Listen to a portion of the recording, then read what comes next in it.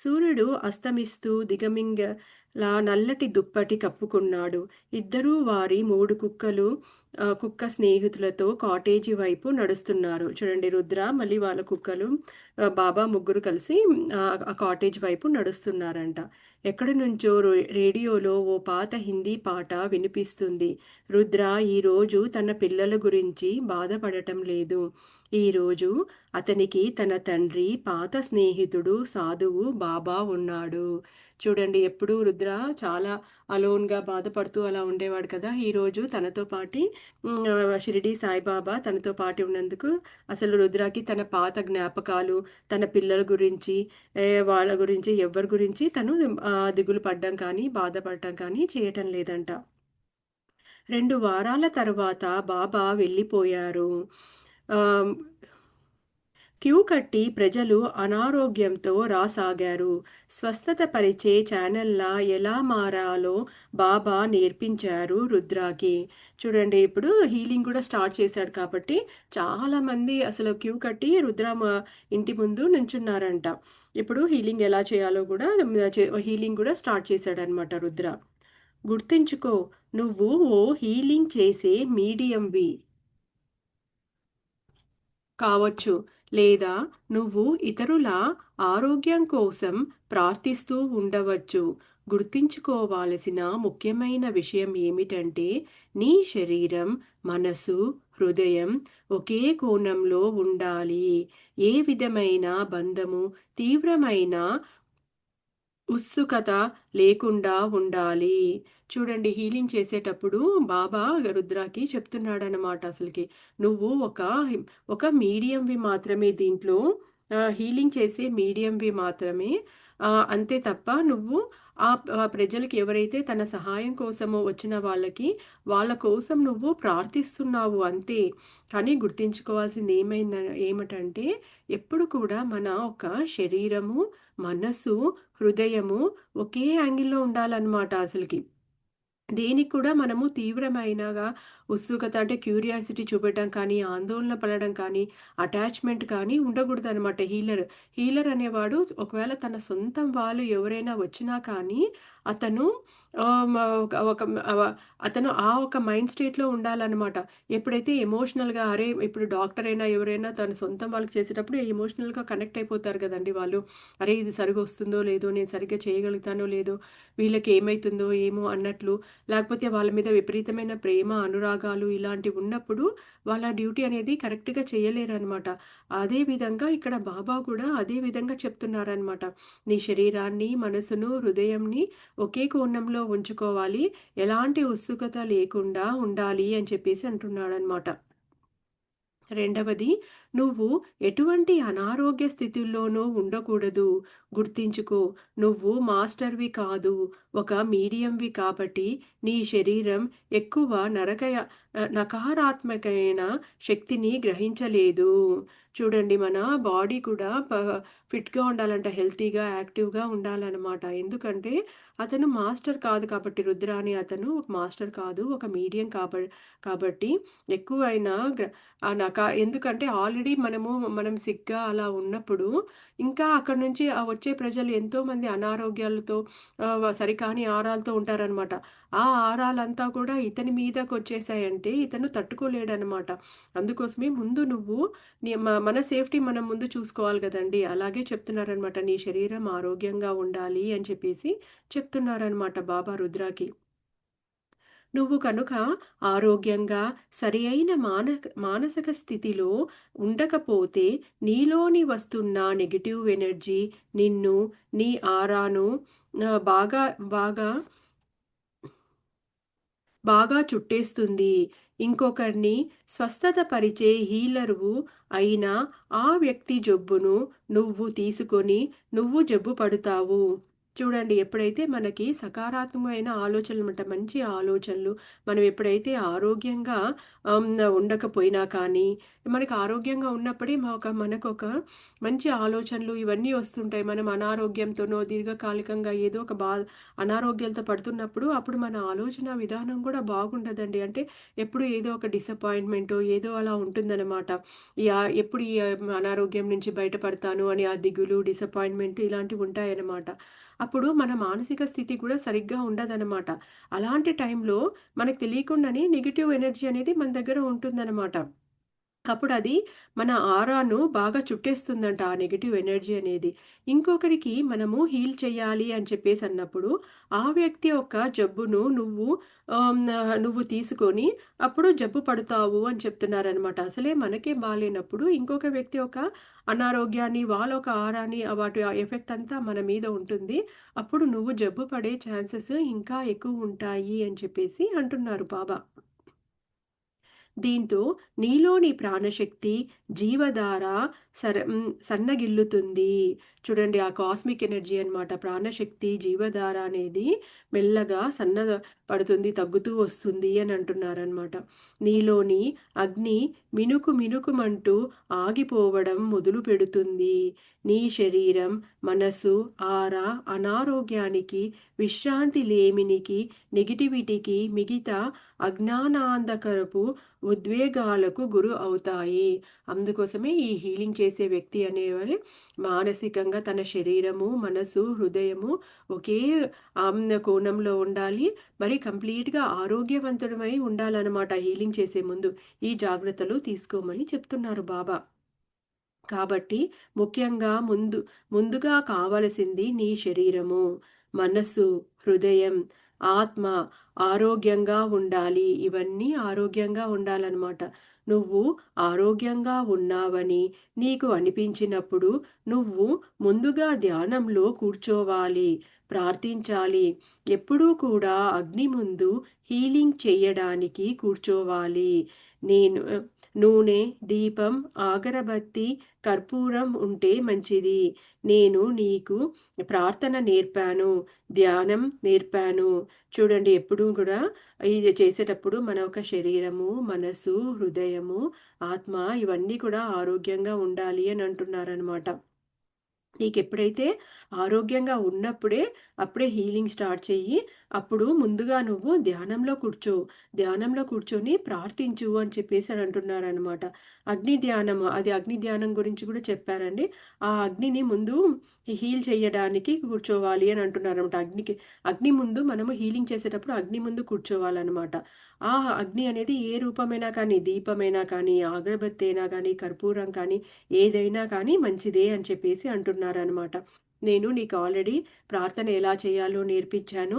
ధ్యానం ఎలా చేయాలో కూడా నేర్పించాను అని బాబా చెప్తున్నారు అతనితో.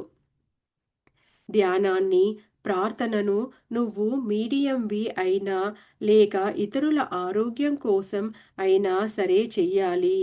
చూడండి ధ్యానం ఒక ఒక మనము మీడియంలే అవ్వాల్సిన అవసరం లేదండి. ఒక మనకి తెలిసిన వాళ్ళు, మన బంధువులో, మిత్రులో ఎవ్వరు అనారోగ్యంలో ఉన్నా కానీ, మనం మీడియం అయినా కాకపోయినా కానీ వాళ్ళ కోసం మనము ధ్యానం చేయడము, ఆ భగవంతుడిని, గురువుని వాళ్ళు ఆరోగ్యంగా కావాలని ప్రార్థన అనేది ఎప్పుడూ చేయవచ్చు అని చెప్పేసి అంటున్నారనమాట. ప్రార్థన చేయడంలో ఏ తప్పు లేదండి. మన ధ్యానం వాళ్ళు బాగా హీల్ అవ్వాలి అని చెప్పేసి. నా శరీరాన్ని, నా మనసును, నా ఆత్మను, నా ఆరాను, నా ప్రకంపనను, నా ఛానెల్స్‌ను, నా ప్రతి రక్తపు బిందువును, ప్రతి కణాన్ని, డీఎన్ఏను, నా మొత్తం ఉనికిని నీ రక్షణతో, ప్రేమతో, మార్గదర్శకత్వంతో, బలంతో, స్వస్థత పరిచే ఎనర్జీతో, ఆధ్యాత్మిక శక్తితో, దయతో నింపు. నన్ను క్షమించు, న న నడిపించు, మార్గదర్శకం వహించు అని ధ్యానించాలి. చూడండి ధ్యానంలో గూడా ఎంత చక్కగా మనం ప్రార్థించాలి, మన ధ్యానం ఎలా చేయాలి అని చెప్పేసి అంటున్నారు. మన ఒక శరీరాన్ని, మనస్సును, ఆత్మను, ఆరాను, మన ప్రకంపనలు అంటే వైబ్రేషన్స్ అన్నమాట. మన వైబ్రేషన్స్‌ని మన ఛానెల్స్‌ని మనం ఎవరైతే మన గురువులతో, మనం భగవంతుడు ఎవరితో మనం కనెక్ట్ అయి ఉంటామో, ఆ అన్ని ఛానెల్స్‌ని ప్రతి రక్తపు బిందువుని చూడండి, ప్రతి డ్రాప్‌ని, ప్రతి కణాన్ని అంటున్నాడనమాట. డీఎన్ఏ నా మొత్తం ఉనికి, మన మొత్తం బాడీలో ఉన్న ప్రతి బాడీ బయట ఉన్న మన ఆరాను గూడా కదండీ! నా మొత్తం ఉనికి నీ రక్షణతో, నీ యొక్క ప్రొటెక్షన్, రక్షణ, ప్రేమ, మా గురువు ఒక భగవంతుని యొక్క మార్గదర్శకవంతో, బలంతో, స్వస్థత పరిచే ఎనర్జీ, హీలింగ్ చేసే ఎనర్జీతో, ఆధ్యాత్మిక శక్తి అనమాట. దయతో నింపు అని చెప్పేసి మనము ప్రార్థించాలంట. నన్ను క్షమించు, నడిపించి నా వల్ల ఏమైనా తప్పులు జరిగితే నన్ను క్షమించు. అలాగే దయచేసి నాకు మార్గదర్శకము వహించు అని చెప్పేసి అలా ప్రార్థన, అలా ధ్యానం అనేది మనం చేయాలంట అసలకైతే. ఇలా ప్రార్థించాక నువ్వు హీలింగ్ కోసం ధ్యానం చెయ్యి. గుర్తించుకో, అనారోగ్యం ఒక్కోసారి స్వయంకృతాపరాధం, కానీ తరచూ కర్మపరంగా వచ్చి ఉంటుంది. చూడండి, ముందు హీలింగ్ చేసే ముందు ధ్యానం చేయమని అన్నారు కదా! అలాగే అనారోగ్యం అనేది ఒక్కొక్కసారి మన ఒక మన ఒక స్వయంకృత అపరాధం గూడా అయ్యుండొచ్చంట. మన తప్పుల వల్ల గూడా అయ్యుండొచ్చంట. కానీ తరచూ కర్మఫలంగా వచ్చి ఉంటుంది. మన యొక్క కర్మలు బట్టి గూడా వస్తుందంట అనారోగ్యం అనేది. అది కర్మపరమైనది అయితే నువ్వు అతని ఆరోగ్యం కోసం పని చేస్తున్నావు అంటే, నువ్వు ఆ వ్యక్తి కర్మల బ్లూ ప్రింట్స్‌లో ఆహ్, ఆహ్, హ్మ్. అడ్డు తగులుతున్నావనమాట. చూడండి, ఒక్కొక్కసారి అనారోగ్యం అనేది మనం చేతులారా చేసుకున్నదే ఉంటుంది. మనకి ఇప్పుడు షుగర్ ఉన్న వాళ్ళని డయాబెటిస్ ఉన్న వాళ్ళని స్వీట్స్ తినొద్దు అంటారు. కానీ వాళ్ళు అలా స్వీట్స్ తింటూనే ఉన్నారనుకోండి, అప్పుడు అది వాళ్ళు చేతులారా చేసుకున్నదే అయితుందనమాట. అలా కాకుండా ఒక్కొక్కసారి కర్మపరంగా కూడా ఉంటుందనమాట అనారోగ్యము. ఎప్పుడైతే నువ్వు హీలింగ్ స్టార్ట్ చేయడానికి మొదలుపెడతావో, వాళ్ళ యొక్క కర్మ ఒక బ్లూ ప్రింట్స్ ఉంటుంది కండి. ఈ మనిషి పలానా రోజు పలానా బాధపడాలి, ఈ అనారోగ్యంతో బాధపడాలి, ఇన్ని రోజుల, నెలల, సంవత్సరాల అతను దీంతో బాధపడాలి అని చెప్పేసేసి ఉంటుందనమాట. ఆ కర్మ ఒక బ్లూ ప్రింట్స్‌లో. దాంట్లో నువ్వు అడుగు పెడుతున్నావు, గుర్తించుకో. అంటే అది చాలా జాగ్రత్తగా వహించాలనమాట. ప్రకృతి ఆ వ్యక్తిని ఆ అనారోగ్యంతో బాధపడేలా కోరుకొని ఉండవచ్చు. కానీ నువ్వు ఆ వ్యక్తి యొక్క బాధని, అనారోగ్యాన్ని, ఆ అనుభవాన్ని రిలీజ్ చెయ్యాలనుకుంటున్నావు. చూడండి, ఒక అనారోగ్యంతో ఉన్నప్పుడు వ్యక్తికి బాధ ఉంటుంది. అలాగే అతను పొందే అనుభవం గూడా ఉంటుందన్నమాట. ఆ బాధలోండి, ఆ దుఃఖంలో నుండి కూడా ఒక్కొక్కసారి మనకి చాలా మంచి చేంజెస్ కూడా ఉంటాయండి అసలకైతే. ఆ ఒక పెయిన్ ఎలా ఉంటుందో తెలుస్తుంది మనకి. అదే విధంగా దాంట్లో ఏదో జ్ఞానం అనేది ఎప్పుడూ ఉంటుందనమాట. అవన్నీ కూడా నువ్వు రిలీజ్ చేయాలనుకుంటున్నావు అని అంటున్నారనమాట. ఒకవేళ ఆ అనారోగ్యం అతనికి పాఠాలు నేర్పడానికి ముఖ్యమైన మలుపు అయి ఉండవచ్చు. చూడండి, ఏదో లెసన్స్ నేర్పియడానికి అది ఒక ముఖ్యమైన మలుపు అయి ఉండవచ్చు అని అంటున్నారు. అప్పుడు నువ్వు ఏమి చేసినా ఆ వ్యక్తి స్వస్థత లభించదు. చూడండి, ఇది కూడా అంతకుముందు కూడా బాబా ఒకసారి చెప్పారనమాట. ఒక్కొక్కసారి మనం ఎంత దేవుణ్ణి ప్రార్థించినా, గురువుని ప్రార్థించినా ఒక్కొక్కసారి అనారోగ్యాలు కానీ, కర్మ కానీ తొలగదనమాట. ఎందుకంటే దాంట్లో నుండి మనం నేర్చుకోవాల్సిన లెసన్ అనేది ఉంటుంది. ఆ లెసన్‌ని మనం అది మన సోలే తెచ్చుకొని ఉంటుందనమాట. ప్రకృతి తీసుకొనొస్తుందనమాట. మనకి ఎంతోమంది ధ్యానంలోకొచ్చిన వాళ్ళండి, మోర్ దెన్ 50% అనేవాళ్ళు ఏదో ఒక 50 కాదండి, 75% అసలకి ఏదో ఒక అనారోగ్యాలతోనో, ఏదో ఒక దుఃఖంతోనో, భరించలేని దుఃఖము, వ్యధ, ఏదో ఒకటి అలా వచ్చి ఏంటి అసలకి ఈ జీవితానికి అర్థం ఏంటి? ఇది అదే ఈ జీవితానికి అర్థము, పరమార్థం ఏదో ఉంది. మనము మామూలుగా మనం తింటున్నాము, తాగుతున్నాము, పడుకుంటున్నాము, డబ్బు సంపాదిస్తున్నాము. పొద్దున్న లేసినప్పటి నుంచి డబ్బు సంపాదించడానికి, మళ్ళీ మన సంసారము, మన పిల్లలు, మళ్ళీ వాళ్ళ పెళ్ళిళ్ళు చేయడము, వాళ్ళ సెటిల్మెంటు, ఇదే కాదు, ఇంతకు మించింది ఏదో ఉంది. మనం ఈ భూలోకంలో రావడానికి ఏదో జ్ఞానం ఉంది అని చెప్పేసి చాలామంది ఇలా వచ్చిన వాళ్ళే ఉంటారండి అసలకైతే. ఎవరో కొంతమంది మాత్రము ఆహ్, వ వ వ వాళ్ళకి మాత్రం జ్ఞానంతో వచ్చింటారనమాట. అవ ముందు నుంచి ఆధ్యాత్మికంలో వాళ్ళు ఉండడము అలా జరుగుతుంది. కానీ మెజారిటీ ఆఫ్ ద పీపుల్ అనేది ఏదో ఒక దుఃఖము, ఏదో ఒక లెసన్ నేర్చుకోవడానికే మనము వస్తామన్నమాట అసలకైతే. అలాగే చెప్తున్నారనమాట. అలాంటప్పుడు నువ్వు వాళ్ళు ఆ పాఠాలు నేర్చుకోవడానికి వచ్చినప్పుడు నువ్వు ఎంత ప్రయత్నించినా కానీ, మనం ఎంత ప్రార్థించినా కానీ, ఒకవేళ మాస్టర్స్ ఇలా మామూలుగా హీలర్స్ ఎంత ప్రయత్నించినా కానీ అలాంటివి హీల్ అవ్వవు అని చెప్పేసి అంటున్నాడనమాట. అప్పుడు నువ్వు ఏమి చేసినా ఆ వ్యక్తి స్వస్థత లభించదు. ఆ వ్యక్తికి స్వస్థత లభించదు. దాంతో ఆ వ్యక్తిలో మరింత కోపం, సందేహం, చికాకు మొదలవుతాయి. నీలో కూడా సందేహం కలుగుతుంది. చూడండి, అందరికీ ఒకటే రూల్ అనేది వర్తించదు కదండీ! ప్రతి వ్యక్తికి వేరే వేరేగా ఉంటుంది. మనం నిజంగానే డాక్టర్ దగ్గరికెళ్తాము. డాక్టర్ దగ్గరికెళ్తే మనకి హీల్ అయిపోతుంది అని అనుకుంటామనమాట. కానీ ఆ డాక్టర్ దగ్గరికి వెళ్ళినా కానీ, మందులేసుకుంటున్నా కానీ, ట్రీట్మెంట్ తీసుకున్నా కానీ, ఆ అనారోగ్యం తగ్గలేదనుకోండి, అప్పుడు మనలో ఎంత కోపం వస్తుంది. అసలు ఈ డాక్టర్ మంచి డాక్టరా? కాదా? ఇంకొక డాక్టర్ దగ్గర చూపెట్టుకుందామా? అసలు వీడికి సరైన నాలెడ్జ్ ఉందా? లేదా? అని చెప్పేసి మనకి కోపము, చికాకు, సందేహము ఇలా కలుగుతాయి కదండీ!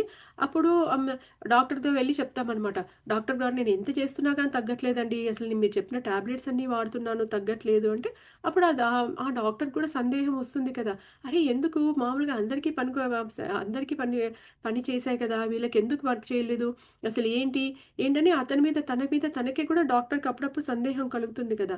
అలాగే నీకు కూడా నువ్వు నీ దగ్గర హీలింగ్‌కొచ్చిన వాళ్ళందరికీ నయమైతుంది అని ఎక్స్‌పెక్ట్ చేయకు. నువ్వు నువ్వు నన్ను ప్రార్థిస్తున్నా, చేస్తున్నా కానీ ఒక్కొక్కసారి కర్మ పాఠాలు నేర్చుకోవాలి అని చెప్పేసి ఆ ఒక్క వ్యక్తిలో ఆ ఒక అనారోగ్యంతో అతనికి ఆ పాఠాలు నేర్చుకుంటే అతని సోల్ అనేది ఇంకా హైయర్‌గా అతను ఎవాల్వ్ అయితుందనమాట. ఇంకా ఆధ్యాత్మిక అభివృద్ధి అనేది జరుగుతుందనమాట. అప్పుడు మనము ఒకవేళ అతను వెంటనే ఆ ప్రాబ్లమ్ సాల్వ్ అయిపోయిందనుకోండి, అతను ఆధ్యాత్మికంగా ఎదిగే ఒక ఛాన్స్ అనేది మిస్ అయితాడు. అందుకోసమే అప్పుడు ప్రకృతి సహాయం చేయదనమాట. అందుకోసమే అలాంటి సమయంలో అప్పుడు ఒక్కొక్కసారి నువ్వు ఇలాంటి సిట్యుయేషన్స్ గూడా హ్యాండిల్ చేయాల్సొస్తుంది. ఒక్కొక్కసారి ఆ వచ్చిన వాళ్ళు నిన్ను కోపంతో సందేహం చేయొచ్చు. నీ మీద చికాకు పడొచ్చు. నీ మీద నీకు గూడా అప్పుడప్పుడు సందేహాలు కలుగవచ్చు అని చెప్పేసి బాబా చెప్తున్నాడనమాట అతనికి. కాబట్టి నీ ప్రార్థన తరువాత ఈ చిన్న ప్రార్థనను జత చెయ్యడం మంచిది. దయచేసి నన్ను ఓ మీడియంగా ఉపయోగించుకొని ఈ నీ పిల్లవాడిని హీల్ చెయ్యి. నీ యొక్క దివ్య శక్తులు దయతో దయ నాలో ప్రవహించి నీ పిల్లవాడికి స్వస్థత చెయ్యి. దయచేసి ఈ పిల్లవాడి శరీరం, మనస్సు, ఆత్మ, ఆర, ప్రకంపనలు, ఛానెల్స్, ప్రతి రక్తపు బిందువు, ప్రతి కణం, డీఎన్ఏను హీల్ చెయ్యి. చూడండి, పైన ప్రార్థించిందే కాకుండా ఒక హీలర్ అనేవాడు ఒక చిన్న పిల్లవాడిలాగా ఇమాజిన్ చేసుకోవాలి అని చెప్పేసి అన్నాడు. దయచేసి ఈ యొక్క ఈ పిల్లవాడిని కూడా హీల్ చెయ్యి. బయట వచ్చిన వాళ్ళకే కాకుండా ఈ హీలర్‌ని కూడా ఈ పిల్లవాడిని కూడా హీల్ చెయ్యి. నీ యొక్క దయ, దివ్య శక్తులు ఈ పిల్లవాడిని కూడా స్వస్థత చెయ్యి అని చెప్పేసనమాట. ఎందుకంటే ఇతనిలో కూడా చాలా సందేహాలు ఇవన్నీ వస్తుంటాయి కదా! స్వస్థత చెయ్యి. నాలోని ఆ పిల్లవాడు ఒక శరీరము, మనసు, ఆర, ప్రకంపనలు, ప్రతి రక్తపు బిందువు, డీఎన్ఏ అంతా కూడా హీల్ చెయ్యి. అంటే ఎదురు వాళ్ళకే కాకుండా తనకు కూడా హీల్ చేయమని చెప్పేసి ప్రార్థించమని అంటున్నాడనమాట బాబా. కానీ ఏ కారణం వల్లనో ఆ వ్యక్తి ఆ అనారోగ్యాన్ని అనుభవించవలసి ఉంటే అప్పుడు ఈ పిల్లవాడి జ్ఞానం, బలం, ప్రేమ, అనుభూ అం సానుభూతిని ఇవ్వు. తర్వాత ఆ అనారోగ్యాన్ని, అనుభవాన్ని సకారాత్మకంగా, అంగీకారంతో, సంతోషంగా అనుభవిస్తాడు అని ప్రార్థించాలి. ఇది చాలా ముఖ్యమైన ప్రార్థన. చూడండి ఆ పిల్లవాడు ఇప్పుడు ఫస్ట్ ఏమో హీలర్‌ని ప్రార్థించమని అన్నారు కదా! తనకి తనకి రక్షణ ప్రొటెక్షను అంతా ఇవ్వమని చెప్పేసి. ఇప్పుడు ఆ వచ్చిన వ్యక్తి అనారోగ్యంలో ఉన్న ఒక వ్యక్తిని ఆ ఒక్క వ్యక్తిని కూడా హీల్ చేయమని చెప్పేసి అంటున్నారనమాట. ఏ కారణం వల్ల అయినా కానీ ఆ అనారోగ్యము ఆ అనారోగ్యాన్ని అనుభవించవలసి ఉంటే, ఆ పిల్లవాడికి ఇప్పుడు కంపల్సరీ అతను ఆ అనారోగ్యం ఫేస్ చేయాలి అని ఉంటుందనమాట. ఆ పిల్లవాడికి జ్ఞానము ఒక ఎందుకొచ్చింది అని చెప్పేసేసి, ఆ దాంట్లో ఏం నేర్చుకోవాలి అని చెప్పి, ఆ ఒక జ్ఞానము, బలము అనమాట. ఆ ఒక్క సిట్యుయేషన్‌ని కానీ, ఆ ఒక ఇల్‌నెస్‌ని ఫేస్ చేసే బలము, ప్రేమ అనమాట. ప్రేమతత్వము, సానుభూతిని ఇది ఇవ్వు అని చెప్పేసి ప్రార్థించాలంట అసలు. తద్వారా ఆ అనారోగ్యాన్ని, అనుభవాన్ని సకారాత్మకంగా అంగీకరిస్తారనమాట. అప్పుడు మంచి దాన్ని అంతకుముందు తిట్టుకుంటూ, బాధపడుతూ, వ్యధపడుతూ కాకుండా దాన్ని హ్మ్, ఇవ సకారాత్ మంచి మంచిగా అంగీకరిస్తాడు అని చెప్పేసి అంటున్నాడనమాట. అని ప్రార్థించు. ఇది ముఖ్యమైన ప్రార్థన అని అంటున్నాడనమాట బాబా. దీని దీని ద్వారా నువ్వు విశ్వానికి ఏమి చెబుతున్నావు అంటే, అనారోగ్యం కనుక తనకు తాను సృష్టించుకున్నది అయితే బాగు చెయ్యగలిగే చెయ్యగలిగే చెయ్యగ బాగు చెయ్యగలిగితే చెయ్యండి. కానీ ఏ కారణం వల్లనో ఆ వ్యక్తి ఆ అనారోగ్యాన్ని అనుభవించవలసి ఉంటే, ఆ వ్యక్తి పాజిటివ్‌గా దాన్ని అంగీకరించాలి. అలాంటి పక్షంలో నీ ఈ సంకల్పం వల్ల ఆ వ్యక్తి కాస్త బెటర్‌గా ఫీల్ అవుతాడు. తన శారీరక బాధను మానసికంగా, ఉద్వేగపరంగా, ఆధ్యాత్మికంగా మెరుగ్గా అనుభూతి చెందుతాడు. నెమ్మది లభిస్తుంది. చూడండి ఏ కారణం వల్ల అయినా కానీ ఆ వ్యక్తికి అనారోగ్యం అనుభవించాలి అనునుంటే, నీ యొక్క ఈ యొక్క పాజిటివ్ ప్రార్థన వల్ల అతనుకు కాస్త బెటర్‌గా ఫీలవుతాడు. అతను దాన్ని సకారాత్మకంగా తీసుకుంటాడు. మొత్తం ఈ ఉద్వేగాల్ని ఇవన్నీ కూడా అతను అన్నీ గూడా భరించే శక్తి అతనిలో వస్తుంది. అతనికి శాంతి లభిస్తుంది అని చెప్పేసి అంటున్నారనమాట. ఇదంతా రుద్ర గుర్తు చేసుకున్నాడు. మొదటిగా రుద్ర దగ్గరికి ఓ 50 చూడండి ఇప్పుడు హీలింగ్ స్టార్ట్ చేస్తున్నాడనమాట. బాబా చెప్పిన వాక్యాలన్నీ కూడా ఇది బాబా ఉపదేశం చేశాడనమాట రుద్రాకి. తను హీలింగ్ చేసే ముందు ఇవన్నీ ఒకసారి బాబా చెప్పిన మాటలు తను గుర్తు చేసుకున్నాడనమాట. మొదటిగా రుద్ర దగ్గరికి ఓ 55 ఏండ్ల వ్యక్తి వచ్చాడు. ఓ ఓ డిపార్ట్‌మెంటల్ స్టోర్‌లో క్యాషియర్‌గా పనిచేశాడు. తన డ్రైవర్ ద్వారా రుద్ర గురించి విన్నాడు. డ్రైవర్ కూతురు ఒకసారి కనిపించకుండా పోయింది. అప్పుడు ఛానెలింగ్ ద్వారా బాబా మరుసటి రోజుకల్లా ఆ అమ్మాయి వస్తుందని చెప్పాడు. ఆ అమ్మాయి బాగుంది. కానీ తండ్రితో విసిగిపోయింది. బాబా ఆ తండ్రితో అలా తో న నియంతలా ఉండవద్దు అని చెప్పాడు. చూడండి ఇక్కడ ఇప్పుడు ఫస్ట్ 55 ఏళ్ల ఒక వ్యక్తి వచ్చాడంట. ఒక డిపార్ట్‌మెంట్ స్టోర్‌లో అతను క్యాషియర్‌గా పనిచేస్తున్నాడంట. తన డ్రైవర్ ద్వారా రుద్ర గురించి తెలుసుకున్నాడంట. రుద్ర గురించి తెలుసుకొని వచ్చాడంట. ఒకసారి ఆ డ్రైవర్ కూతురు కనిపించకుండా పోయిందంట. అప్పుడు రుద్ర దగ్గరకొచ్చి ఆ డ్రైవర్ మొరపెట్టుకుంటే అప్పుడు బాబా చెప్పాడంట. రుద్రాద్వాతుడు బాబా చెప్పాడనమాట. ఆ అమ్మాయి మరుసటి రోజుకొచ్చేస్తుంది.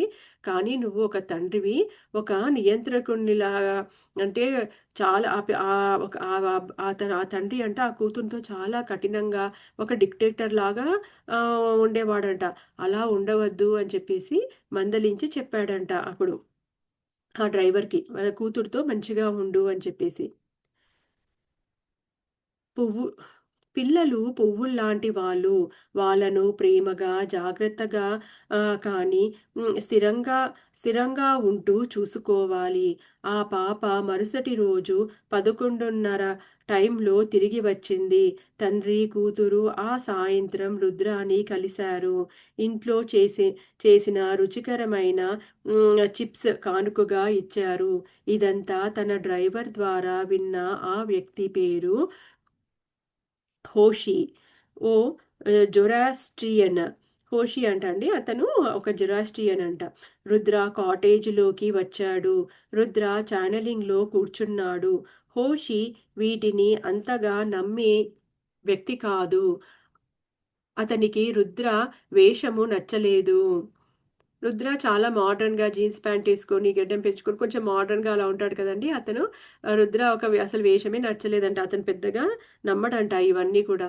మనసులో ముఖేష్ డ్రైవర్‌ని తిట్టుకున్నాడు.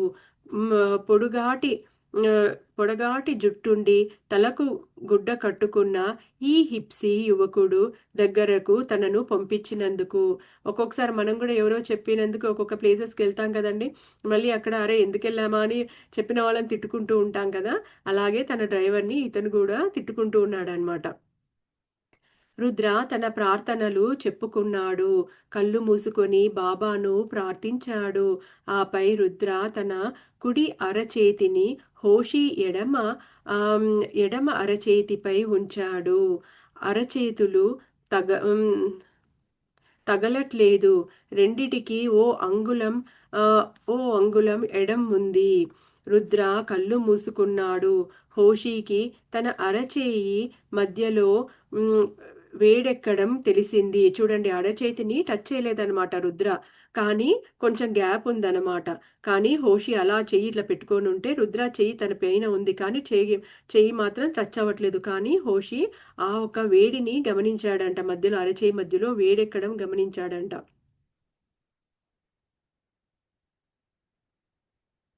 నాకు ఊపిరి ఆడటం లేదు. శ్వాస ఆగిపోతున్నట్లు ఉంది. ప్రపంచమంతా గిర్రున తిరుగుతున్నట్లుంది అని చెయ్యి తీసేశాడు హోషి.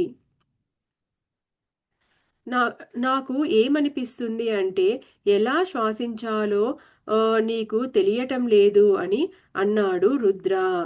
చూడండి హోషికి నీకసలు శ్వాస ఎలా శ్వాసించాలో గూడా తెలియటం లేదు అని చెప్పాడంట రుద్ర. హోషి ఎలా ఉన్నాడు అంటే, ఏ క్షణమైనా అతడు రుద్ర ముక్కు మీద కొడతాడేమో అనిపించింది. అంతగా ఉన్నాడంట అతను. అంత కోపంతో, అంత ఆవేశంతో ఉన్నాడనమాట. నా అనారోగ్యార నా అనారోగ్యానికి మూల కారణం నేను సరిగ్గా శ్వాసించకపోవడమే అని చెప్పాలనుకున్నారా? ఇలా చూడండి. మీరు పేదవారి కోసం, ఆరోగ్యం కోసం చేస్తున్న మీ ప్రయత్నాలను నేను గౌరవిస్తాను. కానీ నన్ను ఓ సంగతి చెప్పనీయండి. నేను గత 20 సంవత్సరాలుగా స్పృహ కోల్పోతున్నాను. అప్పుడప్పుడు నాకు తెలిసిన అన్ని వైద్యాలు తీసుకున్నాను. కెనడాకు వెళ్ళి ఎందరో డాక్టర్లకు చూపించిన అన్ని పరీక్షలు చేయించుకున్నాను. ఇప్పుడు నేను ఫెయింట్ అయి పడిపోవడానికి, కండరాలు బిగుసుకుపోవడానికి నేను సరిగ్గా శ్వాసించకపోవటమే అని చెప్పుతున్నారు. ఎలా శ్వాసించాలో నాకు తెలియదా? అన్నాడు రుద్రతో అతడు.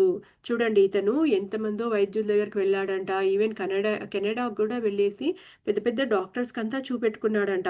అప్పుడప్పుడు అతను ఇలా పడిపోతూ ఉండేవాడంట అసలకైతే. పడిపోతుండేవాడిని. ఫిట్స్ వచ్చినట్లు, ఫెయింట్ అయినట్లు అంటే కళ్ళు తిరిగి పడిపోయినట్లు అలా పడిపోయేవాడంట. కండరాలన్నీ బిగుసుకుపోయేవంట. సో, నాకు ఇంత చూపెడితే అసలు నాకు శ్వాస తీసుకోవడమే సరిగ్గా రాదని మీరు అంటున్నారా? అని చెప్పేసి అతన్ని రుద్రాని కోపంగా అడిగాడనమాట. ఈ యొక్క వచ్చిన వ్యక్తి. రుద్ర ఒకసారి దీర్ఘంగా శ్వాసించాడు. అతనికి ఇదంతా కొత్తగా ఉంది. ఆ వ్యక్తి ఎనర్జీని అనుభూతి చెందినప్పుడు రుద్రాకి ఊపిరి అందకపోవడం, కళ్ళు తిరగడం, వాంతి వచ్చినట్లుండడం గమనించాడు. చూడండి ఫస్టు రుద్ర ఒకసారి అతను ఇట్లా నిందిస్తున్నాడు కదా రుద్రాని. అందుకోసమే ఒకసారి దీర్ఘంగా శ్వాసించాడంట రుద్ర. అప్పుడు అతనికి కొత్తగా ఎందుకంటే ఆ ఒక్క వ్యక్తి, ఆ ఎదురు వ్యక్తి యొక్క ఎనర్జీని అనుభూతి చెందాడనమాట. ఎలా అనుభూతి చెందాడు అనంటే, సేమ్ ఆ ఎదురు వ్యక్తి ఎలా ఫీల్ అయితున్నాడంటే, అతనికి ఊపిరి ఆడటం లేదనమాట. కళ్ళు తిరుగుతున్నాయి. వాంతొచ్చినట్లు అనిపిస్తుందనమాట. బాబాను తలుచుకున్నాడు. హఠాత్తుగా ఓ వెచ్చదనం ఒళ్ళంతా పాకింది. తిరిగి శ్వాస మామూలయ్యింది. ఆత్మవిశ్వాసం, ఓ నూతన శక్తి అనుభూతి చెందాడు. రుద్ర నవ్వాడు. బాబా చుట్టుపక్కలే ఉన్నాడు అని అర్థమయ్యింది. చూడండి, రుద్రాకే చేత కావట్లేదనమాట. ఆ ఒక ఎదురు వచ్చిన ఆ వ్యక్తి యొక్క అనుభవాన్ని ఫీల్ అయ్యేసరికి ఇతనికే ఊపిరి ఆడటం లేదనమాట. అప్పుడు బాబాని ప్రార్థించాడు. బాబా నాకు సహాయం చెయ్యి, నాకు రక్షణనివ్వు అని చెప్పేసి అన్న వెంటనే అతనిలో నుండి ఒకలాంటి దివ్యమైన అనుభూతి అనిపించిందనమాట. అప్పుడు వెంటనే రుద్ర నవ్వాడు. హమ్మయ్య! బాబా వచ్చాడు. ఇంక బాబా చూసుకుంటాడు అని చెప్పేసి అతనికి ఎంతో సంతోషం అనిపించిందనమాట. అవును. నువ్వు స్పృహ తప్పి పడిపోతున్నావు. నువ్వు సరిగ్గా శ్వాసించటం లేదు. నీకు ఒత్తిడి చాలా ఎక్కువగా ఉంది. నీ ఒత్తిడికి నీ ప్రతిస్పందన ఎలా ఉందంటే, నువ్వు శ్వాస తీసుకోవటం ఆపివేసి ఖాళీగా శ్వాసిస్తున్నావు. అందుకే స్పృహ తప్పిపోతున్నావు అన్నాడు రుద్ర. చూడండి, ఒక్కొక్కసారి మనకొచ్చిన ప్రాబ్లమ్స్ అనేవి ఏమైనా గూడా అనారోగ్యం కానీ ఏదో మనం ఎక్స్‌పెక్ట్ చేస్తామనమాట. కానీ అవి చిన్న చిన్న ఉపాయాల వల్ల చిన్న చిన్న మనం చేసుకునే జాగ్రత్తల వల్ల అవి తీరిపోతాయనమాట. ఇతనికి మెయిన్ ప్రాబ్లమ్ ఏమంటే చాలా స్ట్రెస్ అనమాట. ఆ స్ట్రెస్‌లో ఉన్నప్పుడు ఏం చేస్తున్నాడంటే, శ్వాస ఎప్పుడు దీర్ఘంగా శ్వాసించాలి అంటారు కదండీ! మనం ఇప్పుడు ఈ యొక్క మనము డే టు డే ఎవ్రీడే రొటీన్‌లో ఏం చేస్తున్నామంటే, మనము దీర్ఘ శ్వాసలు పీల్చుకోవట్లేదనమాట. అలా శ్వాస పీల్చుకున్నప్పుడు మన శరీరానికి మొత్తము ఆ ఆక్సిజన్ సప్లై అనేది సరిగ్గా అవ్వకుండా మనకి అనారోగ్యాలు ఇవన్నీ వస్తాయన్నమాట. ఇలాగనే ఇతను సరిగా ఆ ఒక ఒత్తిడికి సరిగా శ్వాస తీసుకోకుండా ఒక్కోసారి ఖాళీగానే అసలు లోపలికి ఊపిరి వెళ్ళకుండానే అతను వదిలేస్తున్నాడనమాట.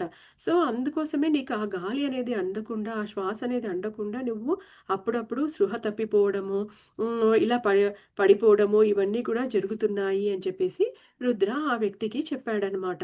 ఇలా చూడండి, ఇది తర్కవిరుద్ధంగా ఉంది అన్నాడు జోషి.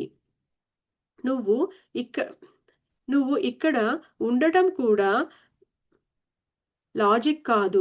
ఇలా ఛానెలింగ్ చెయ్యటమే తర్కవిరుద్ధము. ఇదంతా తర్కవిరుద్ధం అని నాకు చెప్పటానికి నీకు ఓ సైంటిస్ట్ అవసరం ఏమీ లేదు. నీకు మరో దారి లేక నువ్వు ఇక్కడికి వచ్చావు. నాకు అందిన సమాచారం ప్రకారం నువ్వు సరిగ్గా శ్వాసించటం లేదు అని. నీ శ్వాస మీద ధ్యాస పెట్టడం మొదలుపెట్టు. నీకు చాలా ఒత్తిడి ఉన్నప్పుడు కళ్ళు మూసుకొని దీర్ఘంగా శ్వాస తీసుకో. ఇది నీకు నేను ఇచ్చే సలహా. ఇది పని చెయ్యలేదనుకో, నువ్వేమీ జబ్బు నువ్వేమీ డబ్బు వేస్ట్ చేసుకోలేదు. నీ యొక్క కాస్త సమయం వృధా అవుతుంది అంతే. చూడండి, నువ్వు చేయాల్సిందంతా ముందు సరిగ్గా శ్వాసించటం లేదు. ముందు శ్వాస మీద ధ్యాస పెట్టు అని చెప్పేసి అంటున్నాడనమాట. నీకెప్పుడైనా ఒత్తిడి కలిగినప్పుడు దీర్ఘంగా శ్వాస తీసుకొని కళ్ళు మూసుకో అని చెప్తున్నాడనమాట. నువ్వు ఇది నీకిచ్చే సలహా ఇదే. ఇది పని చెయ్యట్లేదు అనుకో, ఇప్పుడు నువ్వు ఇక్కడ ఏమి నువ్వు ఎందుకంటే రుద్ర ఏ డబ్బులు తీసుకోవట్లేదు కదా! నువ్వు ఏ డబ్బులు వేస్ట్ చేసుకోవట్లేదు. కాపోతే నువ్వు ఇక్కడ వచ్చినందుకు నీ సమయం కాస్త వృధా అవుతుంది అంతే అని చెప్తున్నాడనమాట. ఇప్పుడు నీకోసం నువ్వు ఒక పని చెయ్యి. శ్వాస సరిగ్గా పీల్చుకో. నువ్వు ఇలా చేసినట్లయితే ఇంక మళ్ళీ నువ్వు స్పృహ తప్పి పడిపోవని నేను అనుకోను. అయినా నువ్వు మళ్ళీ పడిపోతే నువ్వు సరిగ్గా శ్వాసించడం లేదని అర్థం అన్నాడు రుద్ర. ఆ వ్యక్తి రుద్రను కాసేపు చూసి నవ్వాడు. చూడండి, శ్వాస గురించి ఇక్కడ రుద్ర ఎక్స్‌ప్లెయిన్ చేస్తున్నాడనమాట.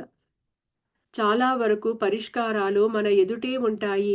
కానీ మనమే వాటిని గుర్తించడానికి తిరస్కరిస్తాము అని నవ్వాడు రుద్ర.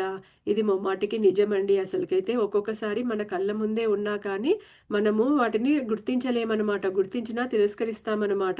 సో, ఇది చాలామంది మనలో కూడా చాలామందికి ఏదో ఒక సమయంలో ఈ ఈ యొక్క అనుభవం కలిగి ఉంటుంది. 3 వారాల తర్వాత జోషి రుద్ర గడపలోకి వచ్చాడు. ఓ క్రేజీ మ్యాన్! నేను ఇంతవరకు మళ్ళీ స్పృహ తప్పలేదు. 20 సంవత్సరాల్లో మొదటిసారి నేను ఈ 15 రోజులుగా పడిపోలేదు. ఒక ఒక వారం క్రితం ఓ కెమిస్ట్ దగ్గరికి వెళ్ళినప్పుడు నేను పడిపోతాను అనిపించింది. నేను వెంటనే దీర్ఘంగా శ్వాసించాను. వెంటనే నేను మామూలుగా అయిపోయాను అన్నాడు హోషి. చూడండి, ఒక 15 రోజుల తర్వాత వచ్చాడంట. ఇన్ని రోజులు నేను ఒక 20 ఏండ్ల నుంచి ఎప్పుడు చూసినా స్పృహ తప్పి పడిపోయేవాడిని. ఈ 15 రోజుల నుంచి నేను అస్సలు స్పృహ తప్పి పడిపోలేదు. ఒకసారి ఒక కెమిస్ట్ దగ్గరకు కొంచెం వెళ్ళినప్పుడు ఇతను మళ్ళీ చాలా మరి స్ట్రెస్‌కి ఏమైనా గురయ్యాడో ఏమో! మళ్ళీ తనకి ఇట్లా నేను పడిపోతానేమో అన్న ఫీలింగ్ వచ్చిందంట. వెంటనే రుద్ర చెప్పిన మాటలు గుర్తు తెచ్చుకొని దీర్ఘంగా శ్వాసించాడంట. దీర్ఘంగా శ్వాసించేసరికి తను మళ్ళీ మామూలు స్థితికొచ్చేసాడంట. జై బాబా అంటూ నవ్వు నవ్వు సరిగ్గా ను ను జై బాబా అంటూ అంటే నువ్వు సరిగ్గా శ్వాసిస్తున్నావు అనమాట అన్నాడు రుద్ర. రుద్ర అలా నవ్వుతూ అన్నాడనమాట. ఆ! అవును. మీకు థాంక్స్. నా ఆఫీసులోనే నా నాతో పని చేసే ఒక్ ఒకతనికి పేరు కూడా రుద్ర. నేను ఎప్పుడు అతన్ని చూసినా ఎవరైనా అతని పేరు పెట్టి ప్రస్తావించినా మిమ్మల్ని గుర్తించుకుంటాను నేను. సరిగ్గా శ్వాసిస్తున్నాను అంటూ గట్టిగా నవ్వి రండి ఏవైనా డ్రింక్స్ తీసుకుందాము. ఇక్కడ హోటల్‌లో ఫుడ్, బీర్ చాలా బాగుంటాయి అన్నాడనమాట. అతను వచ్చిన వ్యక్తి. హీలింగ్ యొక్క పవర్‌ని మొట్టమొదటిసారి ఓ స్త్రీ, ఓ బాలుడు రుద్ర దగ్గరకు ఛానెలింగ్ కోసం వచ్చినప్పుడు రుద్ర గుర్తించాడు. వాళ్ళు అతనిని వాళ్ళు అడిగిన ప్రశ్నలన్నిటికీ సమాధానాలు ఇచ్చేటప్పుడు రుద్ర గమనించాడు. ఆ అబ్బాయి ఛాతీ మీద ఛాతీ నుంచి శబ్దం వస్తుంది. శ్వాస. అందుకే బాబా అబ్బాయి అనారోగ్యం గురించి హెచ్చరించు. బా అబ్బాయి ఛాతీలో కఫం పేరుకోకుండా చూసుకోమన్నాడు. వాళ్ళ అమ్మతో రుద్ర ఇదే చెప్పాడు. ఒకసారి హీలింగ్ కోసమంట ఒక ఆవిడ మళ్ళీ వాళ్ళ అబ్బాయి ఇద్దరు వచ్చారంట. అతను వాళ్ళు అడిగే ప్రశ్నలన్నిటికీ సమాధానం ఇచ్చేటప్పుడంట రుద్ర గమనించాడంట ఆ అబ్బాయి. అంటే ఇతను హీలర్ అవ్వకముందు ఛానెలింగ్ చేసేటప్పుడు ఒకసారి ఒక అమ్మాయి వీళ్ళిద్దరూ వచ్చారనమాట. అప్పుడు అతని ఛాతీ నుంచి శబ్దం వస్తుందంట. ఆ పిల్లవాడి ఛాతీ నుంచి. అప్పుడు బాబా అన్నాడంట ఆ అబ్బాయిని అనారోగ్యం గురించి హెచ్చరించు. కఫం చేరుతా ఉంది అని చెప్తే అప్పుడు వాళ్ళ అమ్మకి రుద్ర చెప్పాడంట ఆ అబ్బాయిని జాగ్రత్తగా చూసుకోమని చెప్పేసి. ఆవిడ అబ్బాయి ఛాతీ మీద చెవి పెట్టి వినింది. వీజింగ్ శబ్దంతో శ్వాస రాకపోకలు జరగడం వినిపి విని వినిపించలేదు గాని వీడికి చిన్నప్పటి నుంచి ఆస్మా ఉంది అనింది ఆవిడ. రుద్ర ఆ అబ్బాయికేసి చూశాడు. తన కొడుకు వయసు ఉంటుంది. తన కొడుకు గుర్తుకొచ్చాడు. తన కొడుకు తన కొడుకు కానీ ఈ అబ్బాయిని కానీ జబ్బు పడకూడదు అనుకున్నాడు. చూడండి, ఆ వచ్చిన అబ్బాయికి ఇప్పుడు శ్వాసలో ఏమీ ప్రాబ్లం లేదు కానీ ఆ అబ్బాయికి ఫస్ట్ నుంచి ఆస్మా ప్రాబ్లం ఉంది అని వాళ్ళ అమ్మ చెప్పిందంట. సరిగ్గా రుద్ర వాళ్ళ అబ్బాయి ఏజే అంట. అప్పుడు వాళ్ళ అబ్బాయిని తలుచుకున్నాడనమాట. అరే! నా నా కొడుకు వయసే కదా! ఈ పిల్లోడు జబ్బు పడకూడదు అని చెప్పేసి అనుకున్నాడంట రుద్ర. 2 గంటల తర్వాత రుద్రకి జ్వరం వచ్చేసింది. అతని ఛాతీ అంతా ఇరుగ్గా తయారై ప్రతి శ్వాస కష్టంగా ఉంటుంది.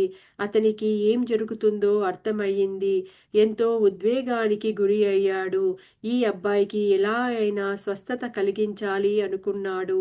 ఆ రాత్రి రుద్రకి చాలా కష్టంగా ఉంది. అలా అలా దగ్గు వచ్చి వణికిపోయాడు. శ్వాస తీసుకోలేకపోతున్నాడు. 2 రోజుల తర్వాత కానీ కాస్త కోలుకోలేకపోయాడు. ఒక వారం రోజులు పూర్తిగా నయమయ్యింది. 10 రోజుల తర్వాత ఆ తల్లి, కొడుకులు రకరకాల బహుమతులతో రుద్ర దగ్గరికి వచ్చాడు.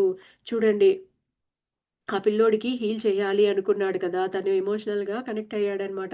అరే! ఈ పిల్లోడు కూడా నా కొడుకు వయసే ఉంటుంది కదా! అని చెప్పేసేసి. అలా అనుకున్న వెంటనే 2 గంటల తర్వాత రుద్రాకి జ్వరమొచ్చిందంట. సేమ్ ఆ పిల్లోడు పడుతున్నట్లనే ఛాతీలో నుంచి శ్వాస చాలా ఇరుగ్గా, చాలా కష్టంగా అనిపిచ్చిందంట. ఏం జరుగుతుందో తనకి అర్థమైందంట. ఎందుకంటే ఆ పిల్లోడి యొక్క అనారోగ్యము అదంతా కూడా ఈ రుద్ర తీసేసుకున్నాడనమాట. చాలా ఉద్వేగానికి గురయ్యాడంట. ఆ రాత్రి అంతా అసలకి అతనికి ఎందుకంటే ఈ యొక్క ఆస్మా ఉన్న వాళ్ళకి నిద్ర సరిగ్గా పట్టదు గదండీ! బ్రీతింగ్ ప్రాబ్లమ్ ఉండి.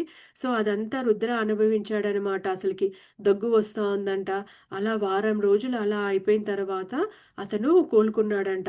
కోలుకున్న తర్వాత రుద్ర కోలుకున్నాడనమాట. చూడండి ఒక్క మనిషికి హెల్ప్ చే ఒక ఒక మనిషికి హీల్ చేయడానికి రుద్ర వారం రోజులు అది గూడా చిన్న ఆస్మా వల్లనే అసలకైతే. మనం లాస్ట్ చాప్టర్‌లో అనుకున్నాం కదండీ! గురువులు, మన యోగులు ఇలాంటి వాళ్ళందరూ ఒకరిద్దరు కాదు వాళ్ళ దగ్గర వేలల్లో, లక్షల్లో వస్తూ ఉంటారనమాట. అలాంటి వాళ్ళ అనారోగ్యాలన్నీ తీసుకున్నారంటే వాళ్ళ కర్మలన్నీ తీసుకుంటారు. అందుకోసమే గురువులు, పెద్ద పెద్ద యోగులు వాళ్ళంతా ఏదో ఒక అనారోగ్యాలతో బాధపడుతూ ఉంటారు. ఆ కర్మను అనుభవిస్తూ ఉంటారు. ఎందుకంటే వాళ్ళ శిష్యులు పడే బాధలు వాళ్ళు చూడలేక వాళ్ళు తీసుకొని వాళ్ళ ఒక ధ్యానం వల్ల, వాళ్ళ ఒక జ్ఞాన వాటి యొక్క తపశ్శక్తి వల్ల, వాటి వల్ల వాళ్ళు తొందరగా కోలుకుంటారు. కానీ గురువులు కూడా ఎవరైతే తీసుకున్నారో వాళ్ళు కూడా ఆ కర్మని తప్పించుకోలేరు. ఆ కర్మని అనుభవించాల్సిందే. కాపోతే ఇప్పుడు ఈ పిల్లోడు ఒక 10 సంవత్సరాలో ఏదో అవస్థ పడాలి అని ఉండేది. ఈ రుద్ర ఒక 7 రోజుల్లోనో, 10 రోజుల్లోనో దాని నుంచి ఆ కర్మ నుంచి తప్పించుకున్నాడనమాట. సో, ఇలాగే రుద్ర కూడా వారం రోజులు ఇలా క క కష్టపడ్డాడనమాట అది హీల్ చేయడానికి. 10 రోజుల తర్వాత ఆ తల్లి, కొడుకులు చాలా గిఫ్ట్స్ పట్టుకొని రుద్ర దగ్గరికి వచ్చారంట. ధన్యవాదాలు. తల్లి రుద్రాకేసి చూసి చెప్పింది. ఆ అబ్బాయి నవ్వాడు. ఆ రాత్రి ఆ రాత్రి మిమ్మల్ని కలిశాక చాలా సంవత్సరాల తర్వాత నా కొడుకు ఏ మందులు లేకుండా ఇన్‌హే ఇన్‌హేలింగ్ అంటే అదే శ్వాస తీసుకోవడం అన్నమాట. లేకుండా అదే మామూలుగా తీసుకుంటారు కదండీ! ఈ శ్వాస సరిగ్గా లేని వాళ్ళు ఇన్‌హేలర్ పెట్టుకుంటారు కదా! అది లేకుండా నిద్రపోయాడు. నాకు తెలుసు. అబ్బాయి అనారోగ్యాన్ని మీరు తీసుకున్నారు అని. దేవుడు మిమ్మల్ని ఆశీర్వదిస్తాడు అంది. చూడండి ఎంత నిజంగా అసలు మన సొంత వాళ్ళకో, ఎవరికో ఇలా అసలకి అనారోగ్యంలో నుండి వాళ్ళు కానీ రికవర్ అయ్యారంటే మనకెంత హ్యాపీ అనిపిస్తుంది చూడండి. అలాగే వాళ్ళ అమ్మ గూడా ఎంతో హ్యాపీగా వచ్చిందనమాట. చాలా గిఫ్ట్స్ తీసుకొనొచ్చి. మిమ్మల్ని కలిసిన రోజు, ఆ రోజు రాత్రి నుంచే నా కొడుకు ఫస్ట్ టైము ఆ ఇన్‌హేలర్ లేకుండా పనుకున్నాడు. ఆరోగ్యమంతా చాలా బాగుంది. నాకు తెలుసు మీరు హీలర్ కాబట్టి మీరు ఆ అనారోగ్యాన్నంతా మీరు తీసుకున్నారని, ఆ దేవుడు మిమ్మల్ని ఆశీర్వదించాలి అని చెప్పేసేసేసి ఆ తల్లి దీవెనలిస్తుందనమాట రుద్రాకి. రుద్ర నవ్వాడు. ఆ అబ్బాయిని ప్రేమగా తట్టి సిల్క్ లాంటి జుట్టును నిమిరాడు. తల మీద ఇలా నిమిరాడనమాట రుద్ర. ఆ అబ్బాయి గురించి మీరేమీ బెంగ పెట్టుకోవద్దు. బాబా మరి నా ప్రార్థనలు ఎప్పుడూ అతనితో ఉంటాయి అన్నాడు రుద్ర. అబ్బాయి గురించి మీరేమీ బెంగ పెట్టుకోకండి. నే బాబా బాబా మరి నేను ప్రార్థిస్తుంటాను. బాబా ఒక ఆశీర్వాదము ఎప్పుడూ అబ్బాయికి ఉంటాయి అంటున్నాడనమాట రుద్ర. తన క తన కళ్ళు తడి అవ్వడం గమనించుకున్నాడు. దీర్ఘంగా ఒకసారి శ్వాసించాడు. ఆ తల్లి, కొడుకులు నెమ్మదిగా కారు దగ్గరికి వెళ్ళడం చూస్తూ ఉండిపోయాడు. కారు కనుమరుగయ్యింది. కనుబయ్యే కనుమరుగయ్యే వరకు అబ్బాయి వెనుదిరిగి రుద్రాను చూస్తూనే ఉన్నాడు. చూడండి ఆ అబ్బాయి ఆ కారులో నుంచి ఆ లాస్ట్ కనిపించే వరకు ఆ రుద్రాని అలాగే చూస్తూ ఉన్నాడనమాట. ఒక విషయం రుద్రాకి బాగా అర్థమయ్యింది. ఛానెలింగ్ కోసము ఛానెలింగ్ కోసమో, హీలింగ్ కోసమో పిల్లలు వస్తే అతను సీరియస్ సీరియస్ ట్రబుల్‌లో పడుతున్నాడు. ఎందుకంటే పిల్లల అనారోగ్యం లేదా కష్టం నుంచి అతడు తనను దూరంగా ఏమీ పట్టనట్లు ఉండలేకపోతున్నాడు. చూడండి అతను రియలైజ్ అయ్యాడనమాట. రుద్రాకి తన పిల్లలంటే చాలా ఇష్టం గదండీ అసలకైతే. కానీ ఎందుకో కొన్ని కారణాల వల్ల అతని భార్య తన పిల్లల్ని కలవనీయకుండా కట్టుబాటు చేసిందనమాట. అందుకోసమే ఎప్పుడు తన పిల్లల్ని ఫీల్ అయితూ ఉంటాడనమాట. అరే! నా పిల్లలు ఇంత పెరిగుంటారు కదా! నా పిల్లలు ఇలా ఉంటారు కదా! అలా ఉంటారు కదా! అని ఎప్పుడూ వాళ్ళ ఆలోచనలో ఉంటాడనమాట. అందుకోసం ఇప్పుడు తను రియలైజ్ అయ్యాడు. ఎప్పుడైనా తన పిల్లల ఏజ్ వాళ్ళు అక్కడ హీలింగ్ కానీ, ఛానెలింగ్ కానీ వస్తే అతను సీరియస్ ట్రబుల్‌లో పడుతున్నాడనమాట. ఎందుకంటే వాళ్ళని ఎలాగైనా కానీ వాళ్ళని హీల్ చేయాలని, వాళ్ళ ట్రబుల్స్‌ని వాళ్ళకి చేయాలి అని చెప్పేసి ఇతను ఎమోషనల్‌గా వాళ్ళతో కనెక్ట్ అయిపోతున్నాడనమాట. అదే బాబా చెప్తాడు కదా! నువ్వు ఎమోషనల్‌గా కనెక్ట్ అవ్వకూడదు అని చెప్పేసి అంటాడు కదా! అందుకోసమే ఇప్పుడు తిను కూడా అలా పడుతున్నందుకే తను కష్టాల్లో పడుతున్నాడని రుద్ర రియలైజ్ అయ్యాడనమాట. ఎంతోమంది అనారోగ్యాలను బాగు చేయడం కోసం రుద్రా దగ్గరికి ఆహ్, వజ ఎం రుద్రా దగ్గరికి వచ్చారు. ఎంతో నయమై తిరిగి వెళ్లారు. హీలింగ్ చేస్తున్న సందర్భాల్లో రుద్రాకు వాళ్ళ అనారోగ్యాలకు మూల కారణం తెలియడమే కాకుండా, ఆ వ్యక్తి మనసులోకి వెళ్ళగలిగి వాళ్ళ బాధలు, కోరికలు, వారి గతం, వర్తమానం, భవిష్యత్తు తెలుసుకోగలుగుతున్నాడు.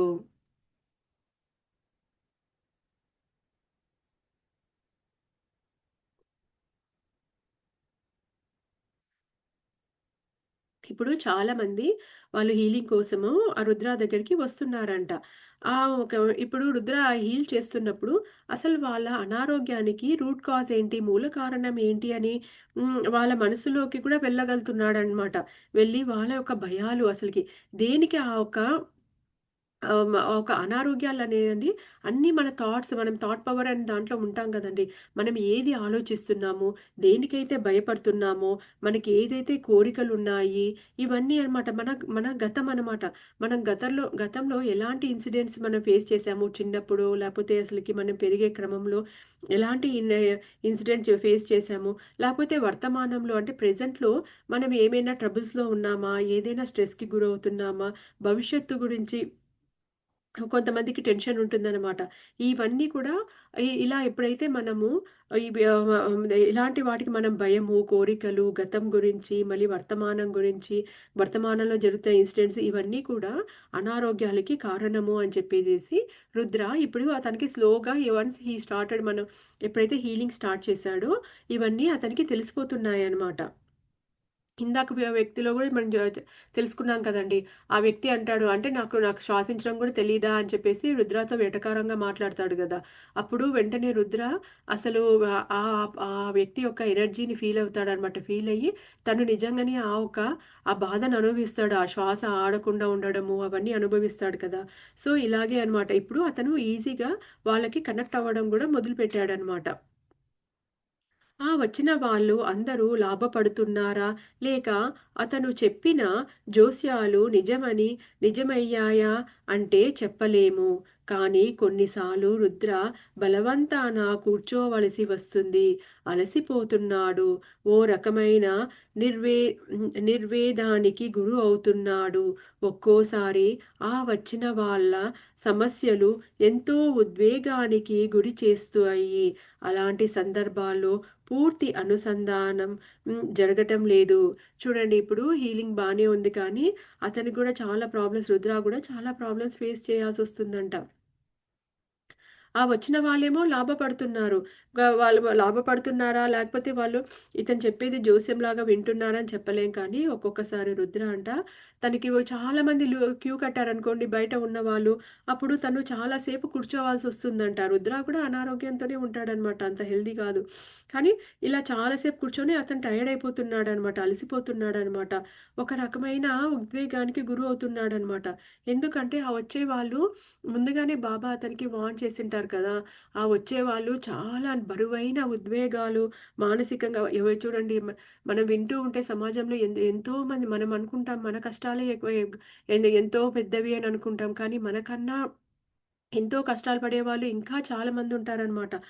ఒక బరువైన సమస్యలు, ఆ ఉద్వేగాలు అలాంటివన్నీ కూడా ఆహ్, అతను అబ్ అబ వి వినాల్సొస్తుందనమాట. ఒక్కొక్కసారి అలా వాళ్ళు అతను వింటేనే కదా హీల్ చేయగలుగుతాడు. అవన్నీ వాళ్ళకి ఆ అనారోగ్యం రావడానికి, ఆ ఉద్వేగాలకి, ఆ బాధలకు గురవుతుందనమాట. అప్పుడు అతను పూర్తి అనుసంధానం బాబాతో పూర్తి అనుసంధానం అవ్వలేకపోతున్నాడనమాట. బాబా చెప్పింది గుర్తు చేసుకుంటున్నాడనమాట రుద్ర. అబ్బాయి ఎనర్జీ ఎప్పుడు ఆహ్, త ఎనర్జీ ఎప్పుడు తప్పు చెయ్యదు. నీలోని ఎనర్జీ ఎప్పుడు కరెక్ట్‌గానే ఉంటుంది. అది నిన్ను సరిగ్గా గైడ్ చేస్తుంది. అయితే ఆ దివ్య శక్తి ప్రవాహాలకు నీ ఉద్వేగాల మేఘాలు అడ్డు వస్తాయి. చూడండి ఎనర్జీ ఎప్పుడూ కరెక్ట్‌గానే పనిచేస్తుంది. నీలో కరెక్ట్ అయిన ఎనర్జీనే ఉంది. అది నిన్ను ఎప్పుడు కరెక్ట్‌గానే గైడ్ చేస్తుంది. కాపోతే ఆ ఒక్క ఎనర్జీ ఒక దివ్య ప్రవాహానికి నువ్వు ఉద్వేగాలు ఎప్పుడైతే మనము ఎమోషనల్‌గా ఫీల్ అయితామో ఆ ఒక ఆ మేఘాలనేవి ఆ ఎనర్జీ సప్లైకి మనకి అడ్డుకుంటాయి అంటాడనమాట. అప్పుడే సమస్యలు మొదలైతాయి. ఇప్పుడు చూడండి మనం ధ్యానంలో కూర్చున్నప్పుడు ఫస్ట్ మనకి చాలా ఆలోచనలుంటాయనమాట. ఫస్ట్ కొంసేపు కూర్చున్నప్పుడు. ఆ ఆలోచనలన్నీ ఎప్పుడైతే తొలగిపోతాయో, ఎప్పుడైతే మనం ఆ శూన్య స్థితికి వెళ్ళిపోతామో, ఆలోచన రహిత స్థితికి వెళ్తామో, అప్పుడే కదండీ మనకి కాస్మిక్ ఎనర్జీ అనేది బాగా జరుగుతుంది. మన బాడీ అంతా సప్లై అయితుంది అని అంటారు కదా! అలాగనే ఆ దివ్యశక్తి ప్రవాహానికి ఎప్పుడైతే మనము మనం మన ఎమోషన్స్ ఇవన్నీ మనము మేఘాల్లా అవి అడ్డు వస్తాయంట. అప్పుడే అసలైన సమస్య అనేది మొదలవుతుంది అని బాబా అంటున్నారు. లెక్కలు తప్పుతాయి. అందుకే ఇది చాలా ముఖ్యము. నువ్వు శూన్యంలో ఉండాలి. ఈ శూన్య స్థితి తప్పనిసరిగా కావాలి. దివ్యత్వపు ఎనర్జీ నీలో ప్రవహించడానికి. చూడండి మనం ధ్యానం చేసే పద్ధతిలోనే లాగానే ఇలా ఇక్కడ బాబా గూడా ఇదే విషయం చెప్తున్నాడనమాట. నువ్వు ముందు శూన్యం అవ్వాలి. ఆ శూన్య స్థితి అనేది కంపల్సరీ అని అంటున్నాడనమాట నువ్వు హీలింగ్ చేసేటప్పుడు. అప్పుడే ఆ దివ్యమైన ఆ కాస్మిక్ ఎనర్జీ అనేది నీలో ప్రవహిస్తుంది అని చెప్తున్నారనమాట. ఏదైనా అడ్డు తగిలినప్పుడు ఎనర్జీ చూపించని చిత్రాలను నీ మనసు తప్పుగా అర్థం చేసుకొని మూల చైతన్యం అందించిన సందేశాలను తప్పుగా ప్రకటిస్తుంది. చూడండి ఎప్పుడైతే ఆ ఎనర్జీ అనేది అది సరిగ్గా ప్రవహించినప్పుడు తప్పుగా అదంట నీ మనసు తప్పుగా వచ్చేదాన్ని తప్పుగా అర్థం చేసుకొని మూల చైతన్యం అందించిన సందేశాలు ఇప్పుడు బాబా నుంచి వస్తున్న కానీ ఆ మూల చైతన్యం నుంచి వస్తున్న ఏవైతే ఇన్ఫర్మేషన్ కానీ మెసేజెస్ కానీ సిగ్నల్స్ కానీ అవి తప్పుగా ప్రకటించబడతాయి అని చెప్పేసి అంటున్నారనమాట.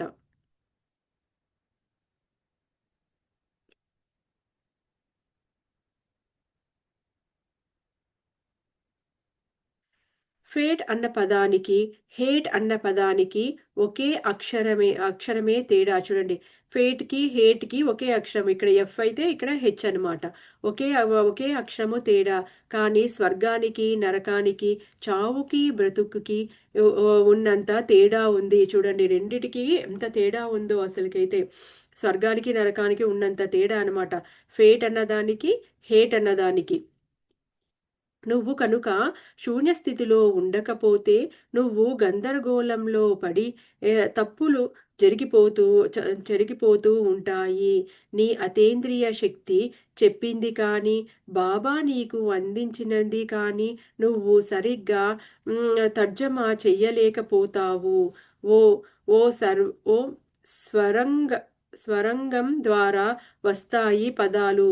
నువ్వు సరిగ్గా అర్థం చేసుకోవాలి అంటే ఆ ప్రకంపనలు ఏమి చెబుతున్నాయో సరిగ్గా వినాలి.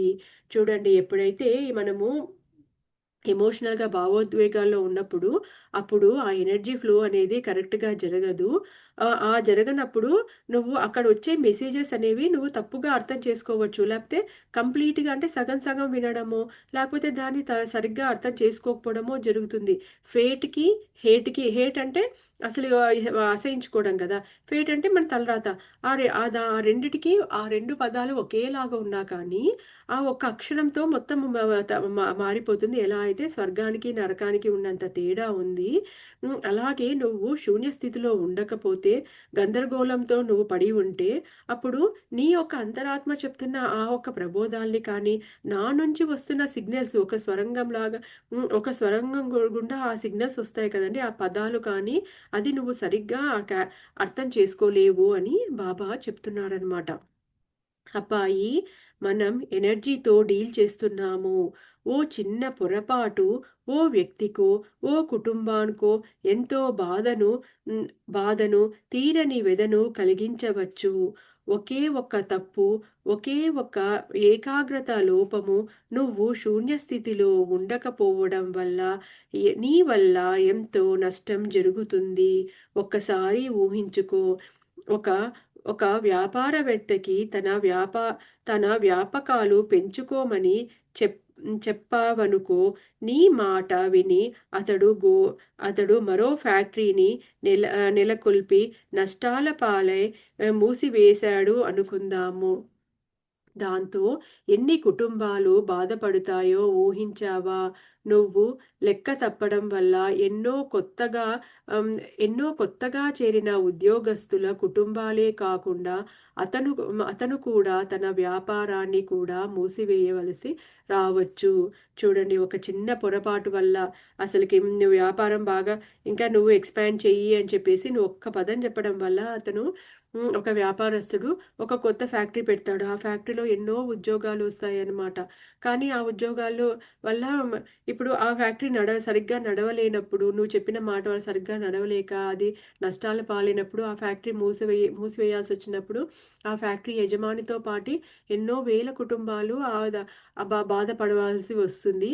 అందుకోసమే నువ్వు డీల్ చేస్తున్నది ఎనర్జీతో. ఒక్క పొరపాటు కూడా చెయ్యకూడదు. ఎందుకంటే ఒక వ్యక్తికో, ఒక కుటుంబానికో మొత్తం అంతా కూడా ఎంతో వ్యధని కలిగిస్తుంది. అందుకోసమే ఈ హీలర్సు వీళ్ళందరూ కూడా చాలా జాగ్రత్తగా ఉండాలి అని అంటున్నారనమాట. నువ్వు కొన్ని క్షణాలు ఏకాగ్రత లోపం ఉండటం వల్ల వందల కుటుంబాలు నాశనమవ్వడానికి కారకుడవవుతావు. మీడియం యొక్క కర్మల తాలూకు బ్లూ ప్రింట్స్ మీద ఏ ప్రభావం చూపుతుంది అన్నది ఆలోచించు. కాబట్టి అబ్బాయి, ఓ మీడియంగా ఉండడం అంటే ఎంతో బాధ్యతతో కూడుకున్నది. నీ భుజాలపై ఉన్న ఆ బాధ్యతను ఎప్పుడూ గుర్తుపెట్టుకో. చూడండి, మీడియం అయినా కానీ, గురువులైనా కానీ, ఎవరైనా కానీ వాళ్ళని ఎంతోమంది నమ్ముకొనుంటారనమాట. ఆ ఒక్క చిన్న పొరపాటు వల్ల కూడా ఎంతోమందికి అసలకైతే కీడు జరుగుతుందనమాట. అందుకోసమే చాలా జాగ్రత్తగా ఉండాలి. చాలా ఎంతో బాధ్యత వహించి ఉండాలి అని చెప్పేసి బాబా చెప్తున్నారనమాట. ఇంతటితో ఈరోజు సెషన్ ఎండ్ చేస్తామండి.